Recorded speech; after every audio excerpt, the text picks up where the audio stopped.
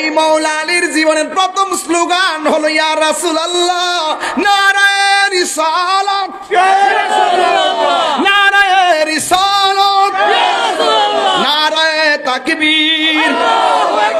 ইয়া রাসূলুল্লাহ কি নতুন না পুরান? আজকে বড় কষ্ট লাগে, কিছু টিকটক মৌলবীরা কয় ইয়া রাসূলুল্লাহ বললে বলে বেদাত, ইয়া রাসূলুল্লাহ বললে নাকি শিরিক হয়ে যায়। বন্ধু, ইয়া রাসূলুল্লাহ বলা হলো সাহাবায়ে কেরামদের সুন্নাত, জোরে কোন ঠিক কিনা? যুবক, আমি প্রমাণ করতেছি মাওলা আলী হলো সেই মাওলা আলী যার ব্যাপারে আমার নবী বলেছেন আনা মাদিনাতুল ইলমে ও আলিউন বাবুহা। আমি নবী হইলাম ইলমের শহর, আমার আলী হইল সেই শহরের দরজা, আর ফাতেমা হলো পৃথিবীর সকল নারীদের জান্নাতের সরদারিনী। এত বড় পাওয়ারফুল দুইজন, এই দুইজনের ঘরে দুইটা ফুল। একটা ফুলের নাম হলো হযরতে ইমামে হাসান, আর একটা ফুলের নাম ইমামে হুসাইন। এই দুইজন আবার জান্নাতের যুবকদের সরদার। জোরে জোরে কি সুবহানাল্লাহ বলা যাবে না? ওই জান্নাতের সরদার আল্লাহ বানাইছে দুইজন, ফাতেমারও বানাইছে, আলীরও বানাইছে। কোন জায়গার মধ্যে ছুরিটা ঢুকাইছে? শুধু ইমাম হুসাইন রাদিয়াল্লাহু তাআলার বিরুদ্ধে তারা তলোয়ার ধরে নাই, ওরা চাইছিল নবীর বংশটারে শেষ করে দেওয়ার জন্য। ভাগ্যক্রমে হযরতে জয়নাল আবেদিন বেঁচে গিয়েছিল। কথা বলেন না ঠিক কিনা? এই জন্য যুবক ভাইয়ের আমার, এখনো জমিনে এমন কিছু শত্রু আছে যারা হুসাইনের পক্ষে কথা বলবে, এদেরকে শহীদ নুরুল ইসলাম ফারুকীর মতন দুনিয়া থেকে বিদায় করে দিবে।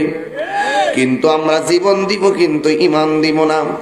ইমাম হুসাইনের সঙ্গে এরা এত ভালো ব্যবহার করছে, এত ভালো ব্যবহার কইরা কুফায় নিয়ে যাওয়ার জন্য চিঠি পাঠাইছে।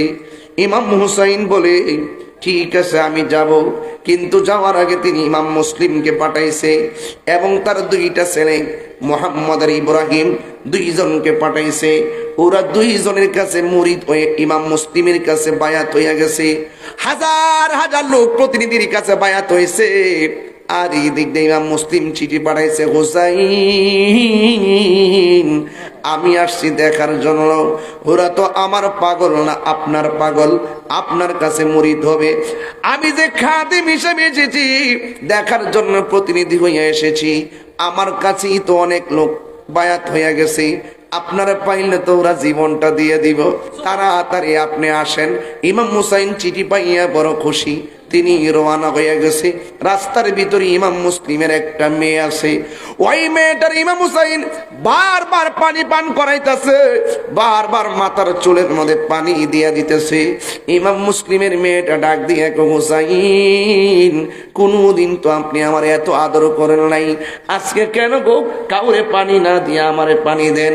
ইমাম হুসাইনের বেলায়েতের পাওয়ার আছে না নাই?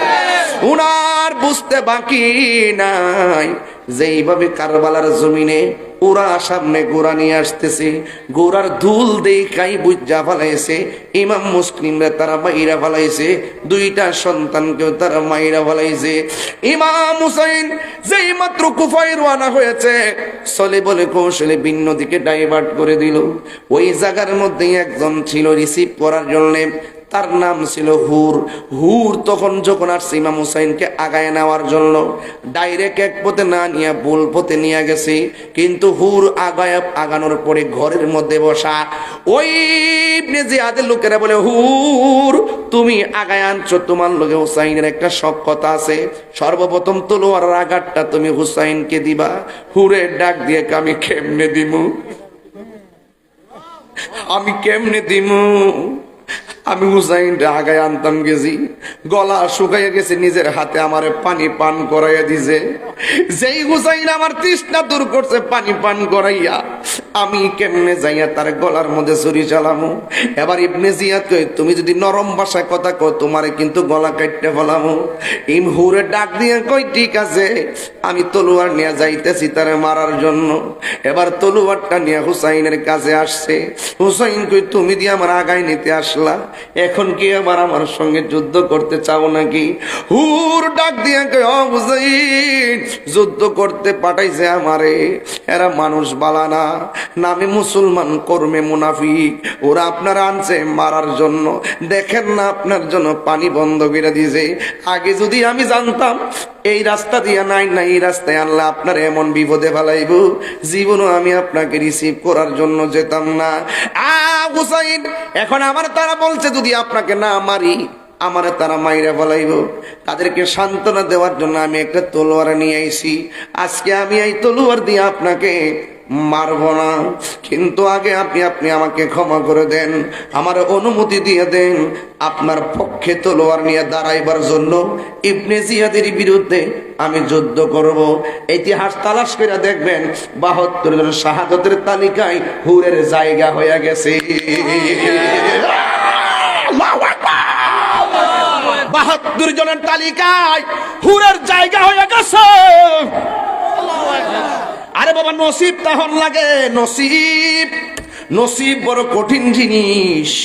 দেখবেন ইমান চলে যায় কিছু কথার দ্বারা ইমান ভিতরে স্থায়ী হয়ে যায়। এবার যখন হুর চলে গেছে, ইবনে জিয়াদের মাথা পুরা নষ্ট। এমন ভাবে তারা অশ্বরোগী নিয়ে আসতেছে, তলোয়ার নিয়ে আসতেছে। ওই কাফেলার ভিতরে মহিলা আছে শহরবানু, ওই জায়গার মধ্যে মহিলা আছে জৈনব।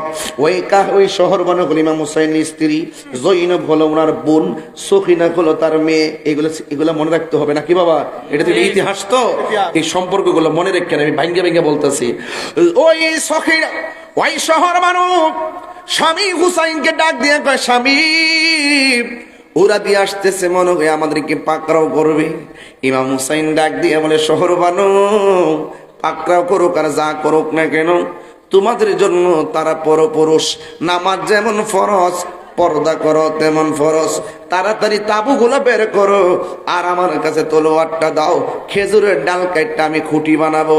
যেই মাত্র খেজুরের ডালের মধ্যে কূপ দিছে তাবু গাড়বার জন্য, ইমাম হুসাইন দেখতেছেন খেজুরের ডাল থেকে তাজা তাজা রক্ত পড়ে। পাথর মাটির মধ্যে কূপ দিছে, কিন্তু ওই পাথর ভেঙে গেছে। দেখতেছেন পাথরের ভিতরে রক্তগুলো ঝরতেছে। ডাক দিয়া বলে, এ শহর মানু, দেখো দেখো, আমার নানা জান আমারে কইয়া গেছিল যেই ময়দানে গেলে উটের পা গুলো মাটিতে ডেবে যাবে, আর যেই জায়গায় গেলে খেজুরের ডালের মধ্যে কূপ দিলে রক্ত পড়বে, এই জায়গায় লুকোচুরি করে আর দৌড়াদৌড়ি করে লাভ নাই। আমার নানা জান বলছেন ওই জায়গাটাই আমার শাহাদতের সেন্টার। শহর মানু, দেরি কইরো না, আমাদেরকে শাহাদতের নজরানা অপেক্ষা করতেছে। দেখছেন ঘটনাটা, ইমাম হুসাইন ইমাম হাসানে সন্ধি করেছে, যুদ্ধ করে নাই, আর ইমাম হুসাইন যুদ্ধ করেছে, সন্ধি করে নাই। চিৎকারে মেরে কি সুবহানাল্লাহ বলা যাবে না? কি দিয়ে ওয়াজ বুঝাইতাম, একদম সহজ সরল ভাষায় বুঝাইতেছি। এরপর ওয়াজ না বুঝলে আমার কিছু করার নাই। হিন্দি মিনতে হুসাইন ডাক দিয়ে বলে, শহরবানু তুমি তাবুর ভিতরে চলে যাও, পর্দা করো। এবার ডাক দিয়ে বলে, আমি ঘর বানাইয়া দিলাম। তাবুর ভিতরে শহরবানু চলে গেল। বন্ধুরে আমার, ও আমার শিমুল কান্দের বাবারা।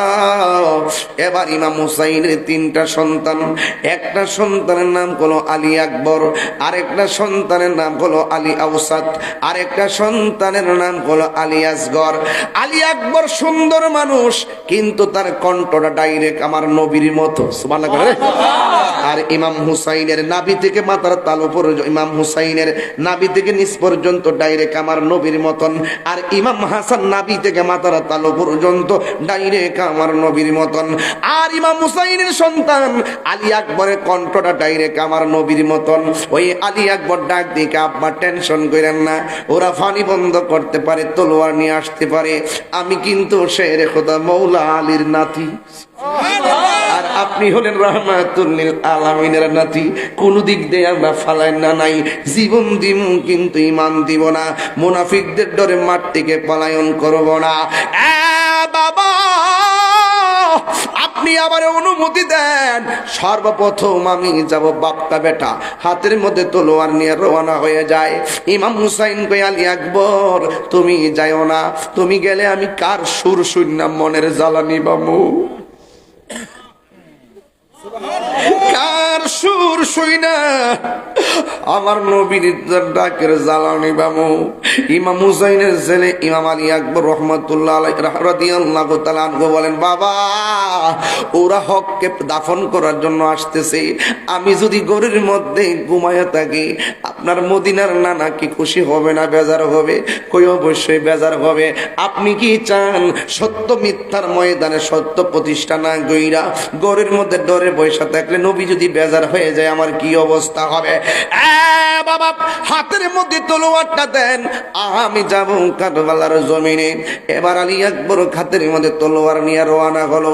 ইমাম হুসাইন বলে, বাবা তুমি যাইবা অসুবিধা না, যাওয়ার সময় বারবার আমার দিকে ফিরাইয়া ফিরাইয়া আব্বা গো কইয়া ডাক দিবা। ইমাম হুসাইনের সন্তান ইমাম আলী আকবর বারবার বয়া আবি আলবিদা আলবিদা, এই ডাকটা শুইনা শুইনা বাপেও হাত মিলাইতেছে, বাবা যাও যাও যাও। ইমাম আলী আকবর যুদ্ধের ময়দানে গেল। আমাদের দেশে একটা প্রবাদ আছে, বাবার সঙ্গে না পাইরা পোলা পান্ডে আটকাই, এমন ভাবে ইমাম আলী আকবরকে আটকাইয়া ফলাইছে, এমন ভাবে আটকাইয়া ফলাইছে একেবারে মারার জন্য পাগল হইয়া গেছে। ওরা তো মিশন নিয়ে নামছে নবীর বংশ ধ্বংস করে দিতে হবে। আপনারা জবান খুলে বলুন রক্ষা করার মালিককে। ইমাম আলী আকবর যেমন বাপের পোলা তেমন নানার নাতি, ঠিক কিনা? হাতের মধ্যে তলোয়ার নিয়ে কয়, কেমনে বাবলি আমি পিছনে যাব? এবার সামনে যখন রওনা করত কোনোভাবেই তারে পরাজিত করতে পারে না। হঠাৎ করে একটা বিয়াদবি কয়, যেহেতু গলাটা নবীর মতো শোনা যায়, কণ্ঠটার আগে ধ্বংস করে দেয়। এমন জোরে গলার মধ্যে আঘাত করছে, গলাটা ছিদ্র হয়ে গেছে। আর বাপের কথা মনে হইয়া গেছে, আমার আব্বা না আমার ডাক শুনলে বড় শান্তি পাই, মরার আগে একবার বাবারে আমি ডাক দিয়ে আসি। ওই আলী আকবর তিনি চলে গেছি, বাবার কাছে চলে যাইয়া বলে, বাবা আমি এসেছি আপনাকে আরেক নজর দেখার জন্য। বাবা আলী আকবর ইমাম হুসাইন ডাক দিয়া বলে, বাবা আলী আকবর তুমি যে আমারে বললো আমার দেখতে আসছো, যাওয়ার সময় দিয়ে আমারে সুন্দর করে বাবা গো কইয়া ডাক দিছো, কত সুন্দর লাগছে। এখন দি ডাকটা অর্ধেক বাইরিয়া যায়, হাওয়ার মতন উড়ে যায়, কি হইছে? ডাক দিয়া বলে, আব্বা ওরা শুধুমাত্র বংশ শেষ করতে আসে নাই, ওরা বংশের কণ্ঠরুদ্ধ করতে এসেছে। এরা কি করছে শোনেন, আমার সঙ্গে যখন পারে না, আমার গলার মধ্যে একটা আঘাত কইরা আমার কণ্ঠনালীর বরাবর আমার গলাটারে ছিদ্র কইরা দিয়েছে। এই জন্যে আমি আর আপনাকে আগের মতো ডাকতে পারি না। বাবা ছিদ্র দিয়া অর্ধেকটা সুর বেরিয়ে যায়। এই ঘটনাগুলো বললে তো আপনার কাছে পাতলা পাতলা মনে হয়, যার কণ্ঠ ছিদ্র হয়েছে সে জানে সেই দিনের পরিবেশটা কেমন ছিল। কথা বলেন না ঠিক কিনা? ইমাম হুসাইন রাদিয়াল্লাহু তাআলা আনহু বলে, বাবা রে, ও বাবা বলছিলাম না যাইস না? কয়, বাবা আমাকে আবার যেতে হবে, শাহাদাতের নজরানা আমার জন্য অপেক্ষা করতেছে। ইন দি মিন টাইমে ইমাম আলী আকবর বাপের কাছে বলে, আব্বা আমি আবার যুদ্ধের মাঠে যাব, কিন্তু ওই মুহূর্তে ইমাম হুসাইনকে বাবা এই শরীর নিয়ে যাইবা। ডাক দিয়া বলে, বাবা তোমার কাছে জীবনে কিচ্ছু চাই না, আজকে আমি একটা জিনিস চাইবো, মেহেরবানি করে আপনি আমারে দিবেননি। কই, এখানে যুদ্ধের জয় পরাজয়ের মাঠ আর জীবন সন্ধিক্ষণে তুমি আমার কাছে কি চাইবা? আমার কাছে কি আছে আমি তোমারে দিব। ও বাবা, যুদ্ধের ময়দানে আমি যাব, কিন্তু আপনার কাছে আমি একটা জিনিস চাই। কই কি? মেহেরবানি করে আমার কলিজাটা শুকায় গেছে, যদি পারেন এক ফোঁটা পানি আমার গলার মধ্যে দিয়া দেন, যেন আমি যুদ্ধের ময়দানে শান্তি মতো যুদ্ধ করতে পারি। ইমাম হুসাইন চোখের পানি ফালাইয়া ডাক দিয়া মনে মনে, আমি কেমন বাবা সন্তানের বুকের তৃষ্ণা মিটাইতে পারি না। ইমাম হুসাইন বলে, বাবা আলী আকবর তুমি একটু লম্বা হইয়া শুইয়া যাও। ইমাম আলী আকবর মনে মনে ভাবতেছেন, মনে হয় যেন বাবা ফুরাতের পানি দিয়ে দিবে, মনে হয় যেন মস্কের পানি দিয়ে দিবে। ইমাম আলী আকবর অগাধ স্বপ্ন দেখা লম্বা হইয়া শুইয়া মুখ মুখটা হা করে রাখছে, মনে করছে ফুরাতের পানি বাপ ইচ্ছা মতে গলায় ডাইলা দিব। ইমাম আলী আকবর বলে, আমি যখন আমার বাবার কাছে পানি চাইলাম, আমার বাবা আমারে পানি দিতে আইসা আমারে লম্বা করে জোয়াইয়া আমার মুখের ভিতরে আমার বাবার শুকনা জিহ্বাটা ঢুকাইয়া দিয়া কয়, ও বাবা, বাবা গো, আপনার কাছে আমি পানি চাইলাম, আপনি দিগো আমার মুখের ভিতরে আপনার জিহ্বাটা শুকনা জিহ্বা ঢুকাইয়া দিয়েছেন। বাবা, আমি দেখতেছি আমার জিহ্বার চাইতে আপনার জিহ্বাটা আরো বেশি শুকাইয়া রয়েছে। ও বাবা, আমার আর পানি পান করা লাগবে না, আমাকে আল্লাহর শাহাদাতের পানি আমার জন্য অপেক্ষা করতেছে। মুচি কুফাওয়ালো মুসাফির না সমঝো, मुझे को फवालो मुसाफिर न समझो, मैं आया नहीं हूँ, बुलाया गया हूँ, मैं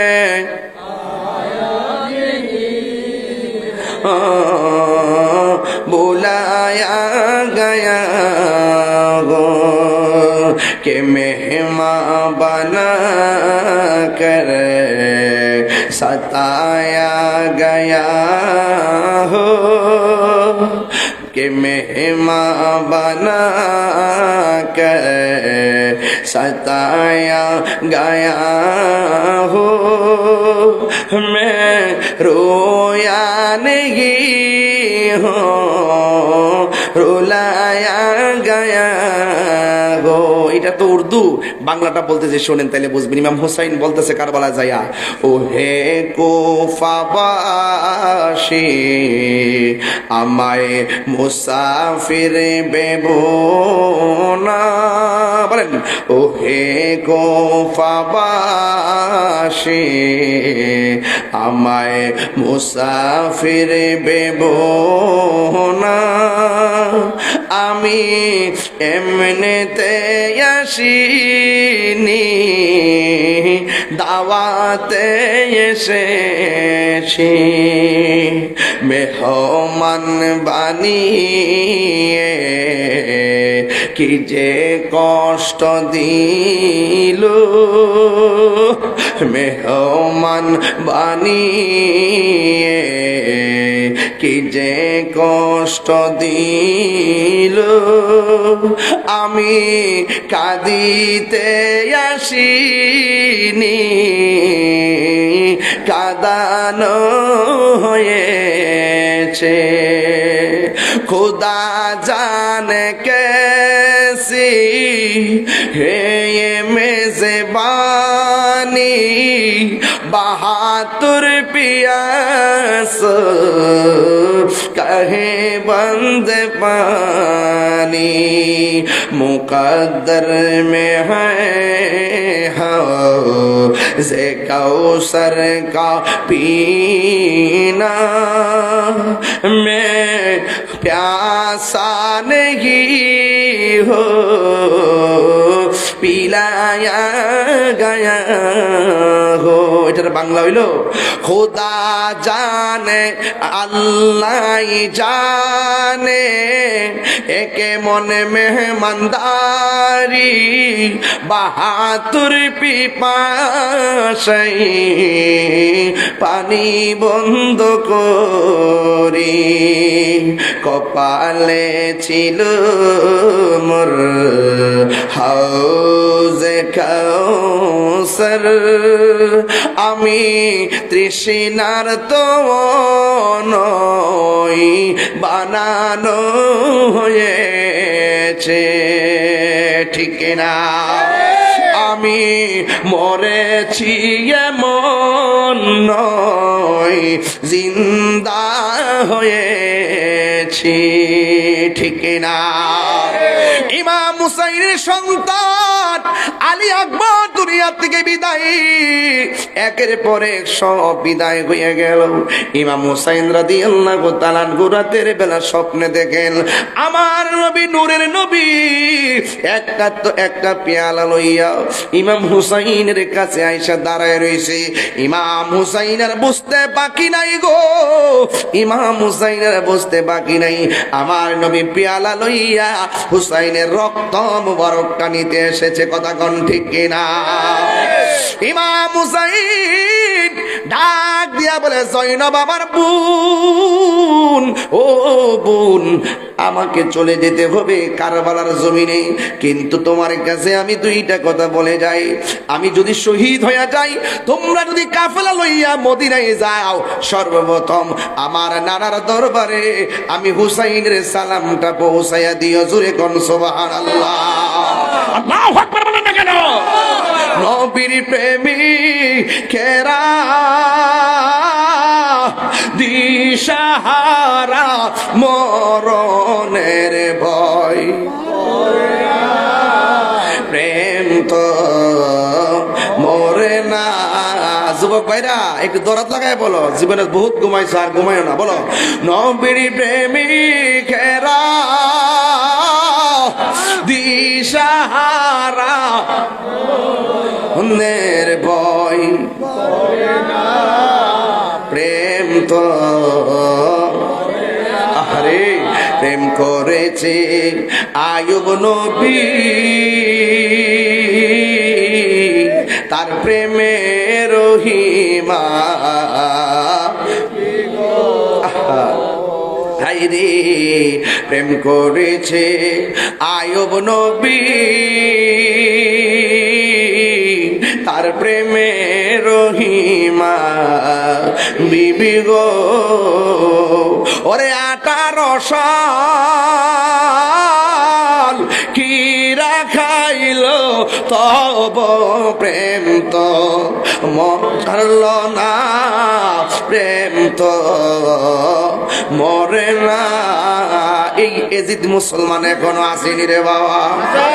এই রমজানের ভিতরে এজিদের মুসলমানরা বাইরেছে। কথা কোন ঠিক কিনা? এক বিয়াদব বলছে ঈদের দিন কোলাকুলি করা বেদাত, ঈদের দিনে নতুন কাপড় পরা বেদাত, ঈদের দিন মারে সালাম করা বেদাত, লাইলাতুল কদরে নামাজ পড়া আর পূজা মণ্ডপে পূজা করা সমান। এক বেয়াদবে কইছে সবে বরাতে মসজিদে ইবাদত করা চাইতে বেশ্যাখানায় থাকা ভালো। এই বিয়াদবি বলছে নবীরে জিন্দা নবীরে তালাক দিলাম। এই বিয়াদবি বলছে নবী হাসর মাঠে সুপারিশ করতে পারবে না। এই এজিদ মার্কা মৌলবীরাই এজিদের পরে রহমাতুল্লাহ আলাইহি ব্যবহার করে। আপনারা জবান খুলে কোন এজিদ কি মুমিন না বেঈমান? এই বেঈমানকে যারা মুমিন বলে এরা হলো এজিদের চাচাতো ভাই। কথা কোন ঠিক না বেটি? এদের সাথে কোনো আমরা সম্পর্ক নাই। কথা কোন ঠিক কিনা? খোদার কসম এদের সাথে প্রয়োজনে আরেকটা কারবালা হবে। বেশি বাইরে না কয়ে দিলাম, বেশি বাইরে না কয়ে দিলাম। হুসাইন কি জিন্দা না মরা? হুসাইনের রওজা আছে না নাই? আরো জোরে আছে না নাই? এজিদের কবরটা কই? হ্যাঁ, এজিদের নাম আসেনি? শিমুল কান্দু কেন নাম এজিদ রাখছিনিও? নমরুদ রাখছিনি? ফেরাউন রাখছিনি? আবু জাহেল রাখছিনি? আবুল হাব রাখছিনি? কেন রাখে নাই? একটা কারণে রাখে নাই। আবু জাহেল, আবুল হাব, ফেরাউন, নমরুদ, ইয়াজিদের ইতিহাস লজ্জার ইতিহাস, ঘৃণার ইতিহাস, অভিশপ্ত ইতিহাস, আর ইমাম হুসাইনের ইতিহাস প্রেমের ইতিহাস।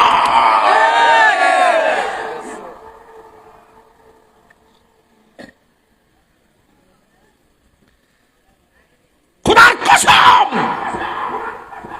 হুসাইন নাম কিয়ামত পর্যন্ত থাকবে। এজিদ লানত, এজিদ বেঈমান, এজিদ লুচ্চা, এজিদ বদমাশ, এজিদ নেশাখোর, এসব জিনাখোর, এজিদ নামাজ তরককারী, এজিদ কাফের, কাফের, কাফের। হাত তুলে বলেন ঠিক না বেঠে?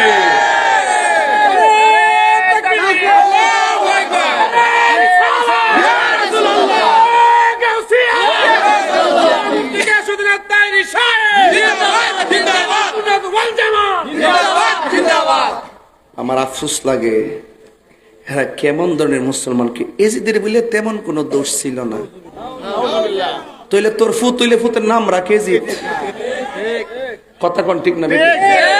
তোর নাতির নাম রাখ এজিদ। এজিদে বলে তেমন কোনো দোষ নাই, যে এজিদে বর্ষার মাথার হুসাইনের ঠোঁটের মধ্যে বর্ষা দিয়ে গায়ে দেয়, মাথার মধ্যে আঘাত দিয়ে কয় আমরা প্রতিশোধ নিছি, আবু জাহেল আবুল আহাবের উত্তরসূরিদের প্রতিশোধ নিছি, প্রতিশোধ বলে নিছে। যদি তারা দেখতো কতই না খুশি হইতো, বদরের কাফেররা দেখলে কতই না খুশি হইতো। এইভাবে যারা বলে সে কি কখনো মুমিন হইতে পারে না? এজিদ কি কোনো ইমাম হুসাইনের বিরুদ্ধে যে এত বড় ঘটনা ঘটাইলো, এজিদ কি তার বিচার করছে? তার মানে হলো তার বিতর্গত অনুমতি ছিল, শেষ করিয়া দে। এজিদ মুসলমানদের নজরে পড়বে না। আমি এতটুকু বলতাম চাই, ইমাম হুসাইন জীবন দিছে, ইমান দেয় নাই। আমরাও জীবন দিব, ইমান দিতাম না, কথা কোন? এটা নতুন না, ১৫০০ বছর থেকে ফায়াইছে। এই জন্য হুসাইনের আলোচনা শুনলে আমরা চোখের পানি ফালায় কান্দি, কথা কোন ঠিক না বেটি? হ্যাঁ, ৬ মাসের বাচ্চাটারে পর্যন্ত তীর মাইরা শেষ করে ফেলাইছে। এরা বলে আবার ক্ষমা কইরা দেখো।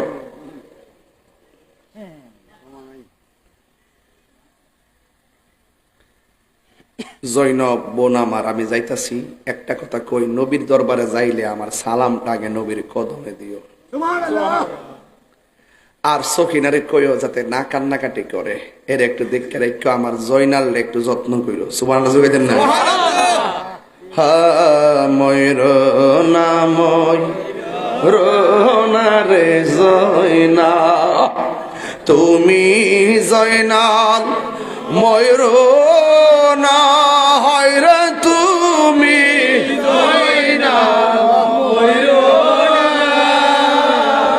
তুমি জয়নাল মারারে গেলে নবীর বংশ থাকবে না। সবাই মহরমের 10 তারিখে কি ঘটাইলেন রব্বানা, হয় রে হুসেন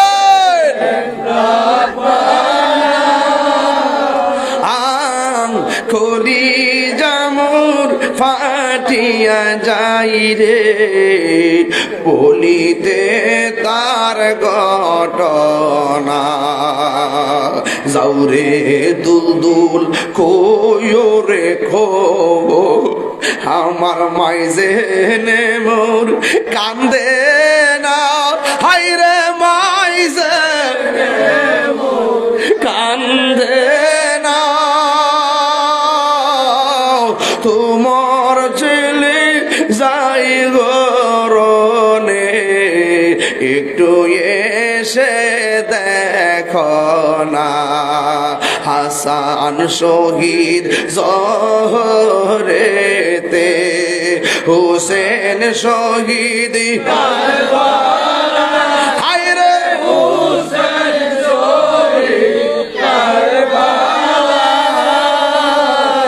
জয়নাল আবেদিন বন্দিরে হইল, এজিদ জেলখানা। জয়নাল আবেদিন বন্দিরে হইল, এজিদ জেলখানা।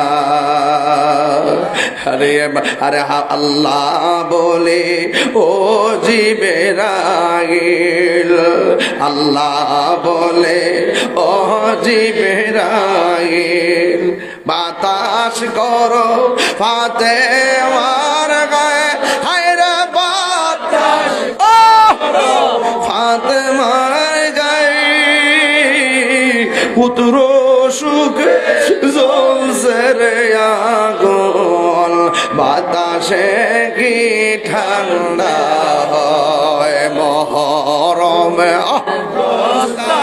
দুইটা হাতের পতাকা বানাই দেন, দুই পতাকা কারবালার পতাকা বানান। আরে মহরমের 10 তারিখে কি ঘটাইলেন রব্বানা, হাইরে কি ঘটাইলেন রব্বানা। কলি জামো ফাটিয়া যায় রে বলিতে তার ঘটনা কলি জামুর ফাটিয়া যায় রে বলিতে তার ঘটনা একটা জবান বন্ধ রাখবেন না। হুসাইন যখন কারবালার ময়দানে গেল বুকের মধ্যে একটা বিয়াদব চাপ দিয়া বৈশা গেছে। ইমাম হুসাইন বলে ওই বিয়াদবের দল তোরা আমার বুকের ভিতরে চাপ দিয়া বইস না, কারণ আমার বুকটা 1000 বার আমার নানার সিনা মুবারকের সঙ্গে লেগেছে। আমার একটা কাম কর, তোরা আমার মারবি অসুবিধা নাই, মরার আগে আমার 2 রাকাত নামাজ পড়ার সুযোগ দিয়া দে। এই আমার শিমুল কান্দির বাবা হুসাইন রাদিয়াল্লাহু তাআলা আনহুর গায়ের ভিতরে তীরের আঘাত, বল্লমের আঘাত রয়েছে, তলোয়ারের আঘাত, এতগুলো আঘাত নিয়ে যিনি নামাজ ছাড়ে নাই, আপনারা জবান খুলে কোন ওই নামাজ আমরা চাই কি চাই না? ওই ময়দানে ইমাম হুসাইন একলা একলা নামাজ পড়ছে, জামাতের এত দাম, কাফের ওই মুনাফিকরা জামাত পড়তেছে, ইমাম হুসাইন একলা একলা পড়তেছে। এখানে বুঝাইয়া দিয়া গেছে এদের নামাজ আর আমার নামাজ এক নামাজ না, ওদের মুখের মধ্যে নবী আছে অন্তরে নবী নাই। কথা কোন ঠিক কিনা? ইমাম হুসাইন 1000 বছর আগে কারবালার জমিনে আলাদা নামাজ পড়া বুঝাইয়া গেছে এদের নামাজ আমার নামাজ এক নামাজ না, এরা হলো আহলে বাইতের দুশমন, এদের নামাজ কোনো কাজে আসবে না। সেই দিন থেকে যে নামাজি আলাদা হয়ে গেছে, আজও পর্যন্ত আমরা বাতিলের পিছনে নামাজ পড়ি না। কথা বলেন ঠিক কিনা? আরে হাত তুলে বল ঠিক কিনা?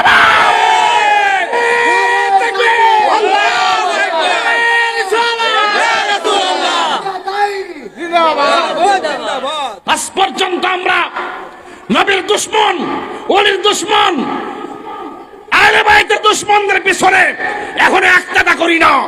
প্রয়োজনে একলা নামাজ পড়ো, বাতিলের পিছনে একতাদা করলে হবে না। কথা বলেন ঠিক না বেঠে?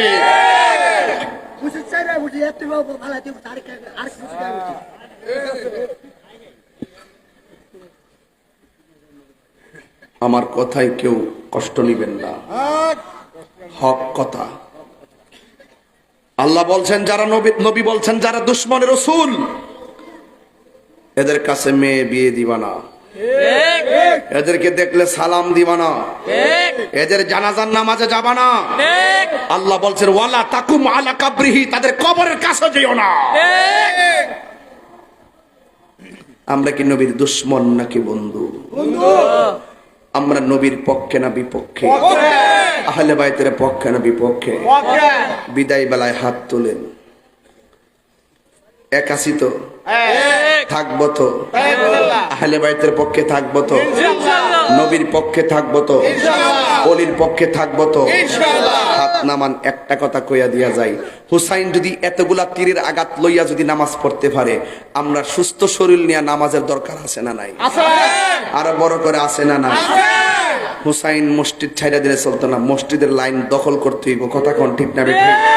যদি মসজিদ ছাইরা দেন তাহলে বাতিলরা এসে দখল করব। কথা কোন ঠিক না বেটি? কিন্তু বাতিলের পিছনে একতাদা করা যাবে না। এই যুবক শুনেন, একটা কথা কইয়া দিয়া যায়। ইমাম হুসাইন যখন শহীদ হয়ে গেছে, উম্মে সালমা বলেন আমি রাত্রে স্বপ্নে দেখলাম। আমি রাত্রে কি রে?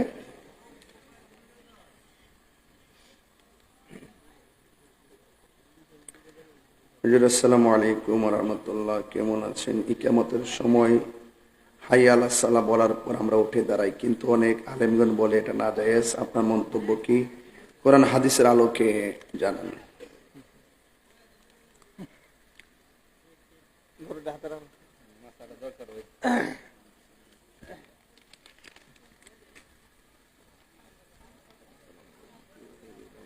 আসসালামু আলাইকুম প্রিয় হুজুর, ইতফাও প্রশ্ন। আল্লাহু আকবার, জোরে গন। আমি একটা রেওয়ায়েত বের করতেছি, যাক মুখস্থ কইলে কি তা গো, এটা ফ্যাক্টরি না যায় ঠিক মারহাবা, জোরে গন মারহাবা। কইলাই নামাজের ভিতরে কোন সময় দাঁড়াবেন? রাসূল বলছেন তোমরা একামাত দেওয়ার পর যতক্ষণ পর্যন্ত আমাকে দেখবে না ততক্ষণ তোমরা দাঁড়াবা না। মসজিদে নববী আর হুজরাটা ছিল এক জায়গায়। ইকামাত দেওয়ার পর নবী বেরিয়ে আসতেন। ইজা উকিমাতিস সলাতু, যখন তোমরা নামাজের ইকামত দিবে তখন তোমরা দাঁড়াবে না যতক্ষণ হাত্তা তারাউনি, যতক্ষণ পর্যন্ত আমাকে না দেখবে। ফালা তাকুমু, তোমরা দাঁড়াবে না হাত্তা তারাউনি, যতক্ষণ পর্যন্ত আমাকে না দেখবে। ইকামাত হওয়ার পর তাহলে বোঝা গেল যে নবী ইকামাতের পর এসে ঢুকতেন।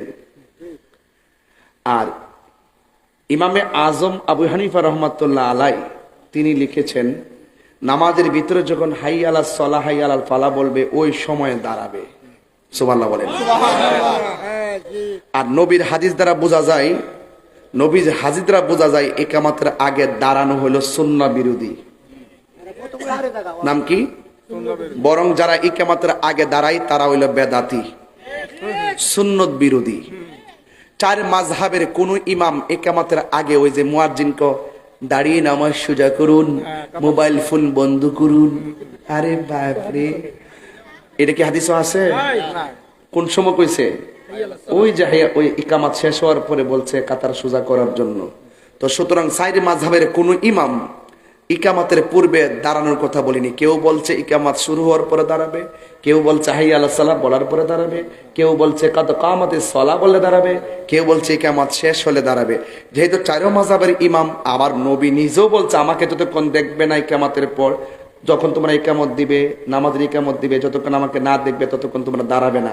সুতরাং এর দ্বারা বোঝা যায় যে যারা ইকামাতের পূর্বে দাঁড়ায় তারা সুন্নাহ বিরোধী, তারা বেদাতি। এখন যারা মন গড়া কথা বলে তাদের কথা আমরা আমল করব না, আমল করব না, বাস। এবং নামাজের পূর্বে ইকামাতের পূর্বে দাঁড়ায় যাওয়াটা ফতোয়ার একাধিক কিতাবের মধ্যে আছে মাকরু। এটা কি? মাকরু। অনেকে বলে যে কাতার সোজা করা, কাতার সোজা করতেইব। আচ্ছা কোন তো দেখি হাইয়া আলাস সালাহ বলে দাঁড়ানোর পরে কি কাতার সোজা করবো লাগে? কয়া দোন লাগে, কাতার সোজা হয়ে যায় না?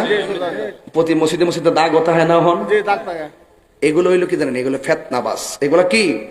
ফেতনাবাস। যাক, আমি আরো বিস্তারিত বলতে পারবো, আমার মোবাইলের মধ্যে সংরক্ষণ করা আছে। কয়েকদিন আগেও আশুগঞ্জ ইতালিয়া দরবার লাগছিল, পরে ভাবছিলাম যে কিতাব টিতাব রেডি করলেছিলাম যাবো, পরে কালকে শুনছি যে এটা সমাধান হয়েছে। হ্যাঁ, কারণ যারা বিতর্ক করে তারা আমাদের সাথে বসে না, আমাদের সাথে বসলে 2 মিনিটও টিকতো না। কথা কোন ঠিক না? তো যাই হোক বাবার আমার, আপনারা কি খুশি না বেজার? তবে একটা কথাই বলবো, নামাজ পড়বেন পড়ার মতো পড়েন, নবীরে ভালোবাসবেন ভালোবাসার মতো ভালোবাসবেন। কিন্তু বিদায় বেলার একটা কথাই বলবো, জীবনে কোনোদিন মা বাপরে কষ্ট দিয়েন না, জীবনে কোনোদিন বৈরব না, এটা নেশা করেন না। আমার সমাজে সিফারিতে দেখি সুবিধাজনক না, ওই যে পাম্পের গুড়া দিয়ে সিফারিতে ঢুকি না, সুবিধাজনক না। খুব সাবধান। নেশা করবেন বাপের টাকা নষ্ট হইব, নেশা করবেন নিজের জীবন ধ্বংস হইব, নেশা করবেন মার স্বপ্ন ধ্বংস হইব, নেশা করবেন সামাজিক মূল্যবোধ ধ্বংস হইব, নেশা করবেন কুত্তার মতন ফেরারি মতন ঘুরবেন। নেশা কইরা একদম গভীর নেশাকারী যারা, তারা কি করে জানেনি? নেশা টেশা খাইয়া গাদ্দির সিফাইয়া হাতের মধ্যে ব্যস্তা দুইটা লাগাইয়া বোরে গিয়া আম্মা টেহা দো,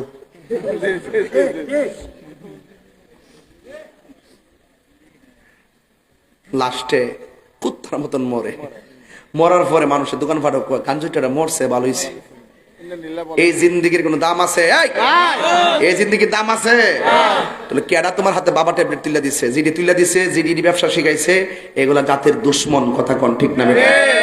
এই যে নেশা করছে, ইমাম মুসাইরের মাথা মুবারকের রাখা সে নেশা করে ঘুরছে। এই নেশাখোর নেশা আমরা করতে চাই না। কথা কোন ঠিক না বেঠি? এই জন্য নেশা কি চলবে না, বন্ধ হবে। আল্লাহ পাক আমাদের সকলকে কবুল করুন। আসার পথে একটা খবর শুনছি যে আমার ভৈরব গোকুলনগর আমার মরিদ আব্দুর রহিম, তার বোন ঝরনা, তাদের একটা ছেলে বয়স মাত্র 18 বছর, হঠাৎ করে নাকি স্ট্রোক করে মারা গেছে। তো এই জন্য তাকে আমি একটু দেখতে যাব এখন। আমারও তারা আছে, এটা নরসিংদী রায়পুরা গোকুলনগর। আপনারা তার জন্য দোয়া করবেন, আল্লাহ রাব্বুল আলামিন যেন তাকে জান্নাতবাসী করে বলেন আমিন। আর জবান